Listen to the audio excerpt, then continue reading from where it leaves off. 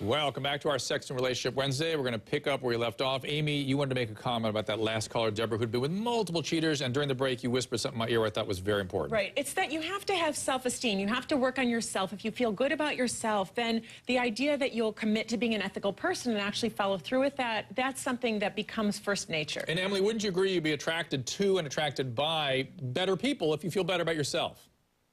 Absolutely. Everything comes down to self-esteem. If couples are having problems sexually, if they're having problems communicating, it's always about self-esteem. And that is something that no matter how much times your partner reaffirms you and tells you how wonderful you are, if you don't cultivate confidence and if you don't make it your life work to be a more confident person and to improve your self-esteem, then it's going to wreak havoc in your relationship every time. And Siggy, I would say that if there is, let's look at a marriage, for instance. I know we're talking about relationships generally, but let's say it's a marriage. If there is cheating, to me, that's a symptom that that marriage is not well. Would you agree with that? Absolutely. There's a disconnect. That marriage is not well. But I agree with Emily, and I believe that you first have to love yourself. You can't ask somebody else to love you if you don't love yourself.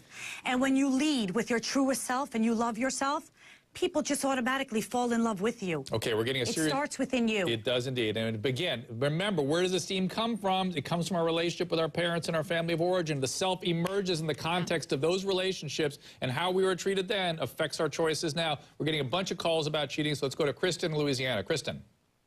Hi, Dr. Drew. Kristen, how are you? I'm good. How are you? I'm good. What do you got for us? I basically wanted to know, how do you come out of being the other girl for a guy that just broke up out of a relationship? I'm not sure I understand. You mean, I'm not sure I understand the question. Okay, so like a guy breaks up with the girl, his girlfriend, and for like the extra girl. How do you come out? Was she the one, were you the one that was being cheated with? He was cheating with you? Yeah. You were the cheater-e, cheat-e. Emily, you're shaking your head. Go ahead. I do believe that people can change if they really want to change. They have to work on why they're cheating. But if you're the one that he's cheating with, he's going to cheat on you with someone else. And I just don't think it's a good pattern. It's not a good path to go down. I agree, Emily. Do any of you three disagree with me on this statement? If you want to know how your relationship is going to end, look at how his last one ended. It ended by cheating with you.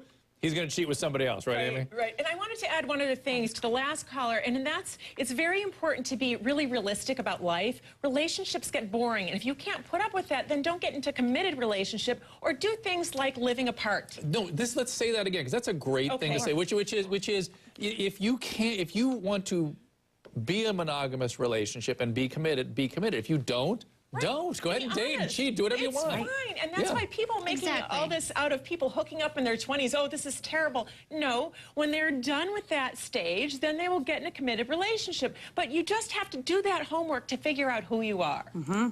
Siggy says yes? I agree. Yes. Emily? Not only do I say yes.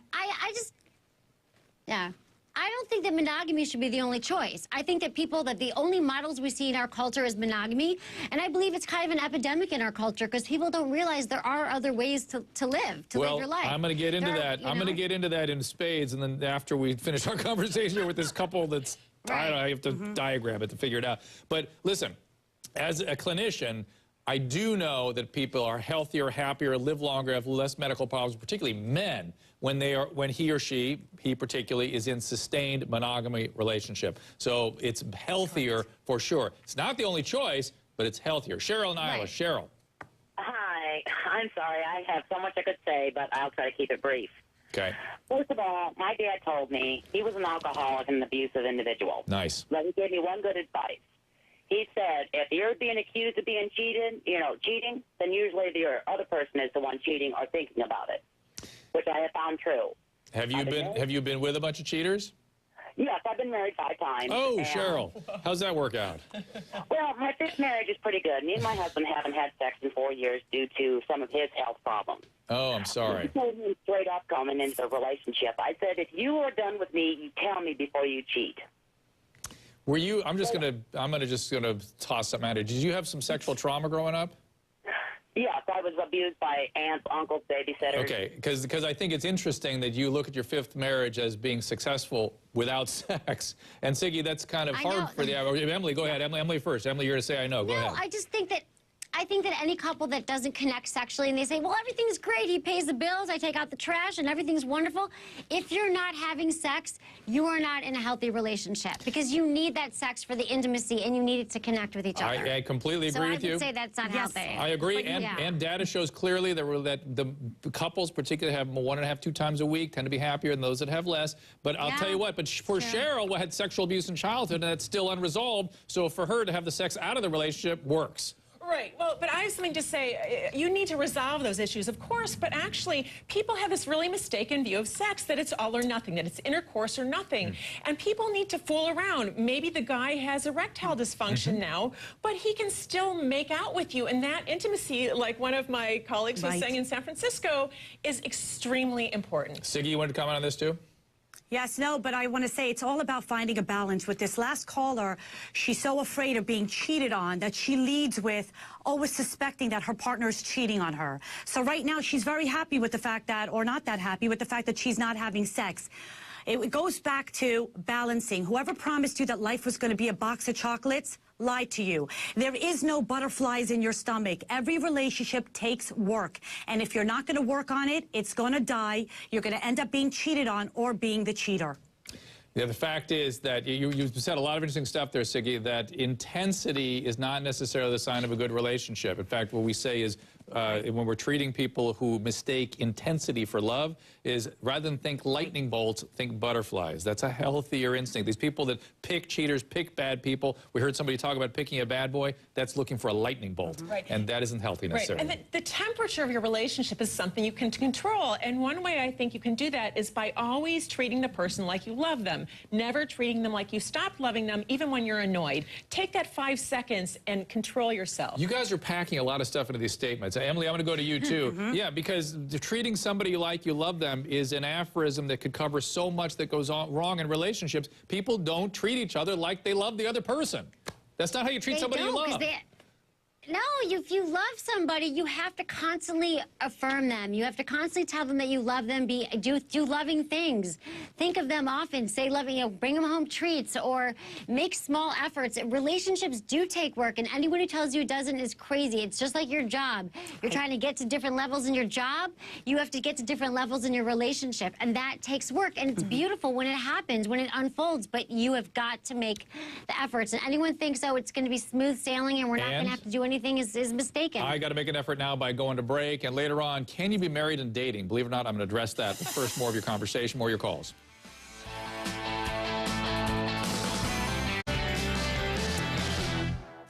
Okay, we're taking your calls about marriage, cheating, dating, sex, and now we're talking about clinging men. What do you do if a man is too clingy, Amy? Well, it's a sign that he is insecure, and it's not the best man to be with, because that's going to come out over and over again in your relationship. Emily, how about that? Feeling safe in a relationship is the thing that people complain to me most about. They do it different ways. They don't usually say the words, I don't feel safe, but really what they're complaining about is, I can't feel safe in this relationship.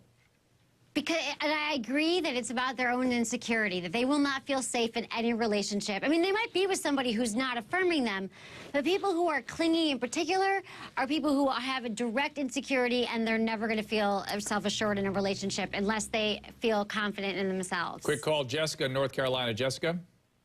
Hi, Dr. Drew. How are you? I'm good. How are you? Good. I just want to say I've been sneaking watching you on Love Line since I was little, so this is an honor for me. Well, the pleasure's mine. Thank you for calling. You're welcome. Well, I'm 26 years old, and I've been with my boyfriend for about 8 years. We have an 18-month-old little girl, but as a child, I was abandoned pretty much by my parents. They were both addicts, so I was alone all the time. Okay. Well, now I put that fear into my relationship. My boyfriend's never cheated on me. He's never given me a reason to think that, but I can't let that go. I'm always asking him where he's going, even if he's just going to the bathroom. Okay, Siggy, this is a common thing. This is back to that I don't feel safe with a particular focus on I expect people to abandon me. I would say, Siggy, that Jessica's biggest risk, because she sounds like she has a good guy here, is that she's going to leave him.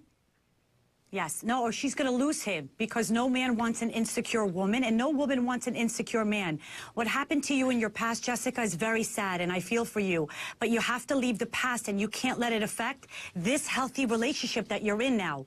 You can't always assume that he's out there doing something bad when he's not, because eventually he'll get sick and tired and look for love elsewhere. And I would say, you know, listen, if you can't deal with those abandonment issues, please get therapy. Emily, last words. I would say men really need to know they're appreciated, and you need to treat him like he's behaving. You need to give him credit for the guy he is. Very, very important. And Emily, I have just enough time for you to ring in here. Go ahead.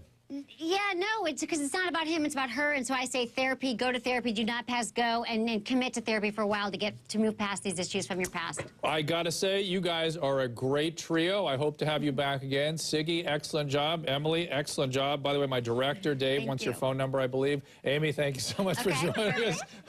Dave, suddenly the camera jumped there. I think I gave Dave a coronary or a stroke or something. But okay, thank you guys. This is an interesting conversation. Lots of calls still coming in. We'll try to respond to some of this stuff online, perhaps. Next up, would you